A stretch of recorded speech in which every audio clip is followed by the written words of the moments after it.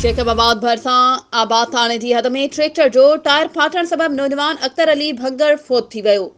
इन हवाले सां वधीक तफ़सील ॾेई रहियो आहे जैकबाबाद मां सीएन न्यूज़ जो रिपोर्टर जमील गुलथईन। जी जमील, छा तफ़सील आहिनि?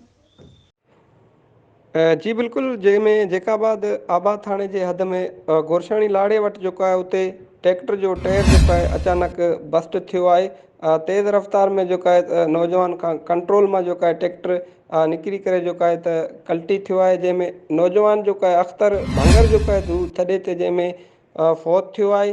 होॾां जेका आहे हद जी जेका आबाद पुलिस आहे उनखे जेको आहे इतला मिलिया त हू जेका आहे हिते जा वारदात ते पहुची जेका उन्हनि लाश पंहिंजे तहवील में जेको आहे उन्हनि वरितो आहे। पोस्टमार्टम लाइ सिविल अस्पताल जेका उते लाश पुलिस जंहिंमें खणी आई आहे। अहिड़ो जेको आहे होॾां हुनजे वारसनि खे इतला मिलिया त उहे बि सिविल अस्पताल जेके आहिनि त पहुची करे जेको आहे लाश जेको आहे हिते खणाए करे जेको आहे पंहिंजे अबाणे ॻोठ जेके आहिनि त रवाना थी विया आहिनि। जी महिरबानी जमील, तफ़सीलनि सां आगाह करण जे लाइ।